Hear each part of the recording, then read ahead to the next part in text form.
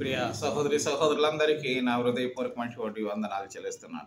ఇర్మియా గ్రంథము 9వ అధ్యాయము 4వ వచనం నుంచి మనం చదువుకుందాం. మీలో ప్రతివాడును తన పొరుగువాని విషయమై జాగ్రత్తగా నుండవలెను. ఏ సహోదరునైనను నమ్మకుడి. నిజముగా ప్రతి సహోదరుడును తంత్రగొట్టియు తన సహోదరుని కొంపముంచును. ప్రతి పొరుగువాడును కొండెములు చెప్పుటికై తిరుగులాడుచున్నాడు. సత్యమును పలకక ప్రతివాడును తన పొరుగువారిని వంచును. అబద్ధములాడుట తమ నాలుకలు అభ్యాసం చేసి ఉన్నారు. ఎదుటివాని తప్పులు పట్టవలనని ప్రయాసపడుదురు. నీ నివాస స్థలము కాపట్యము మధ్యనే ఉన్నది అని వ్రాయబడి ఉంది.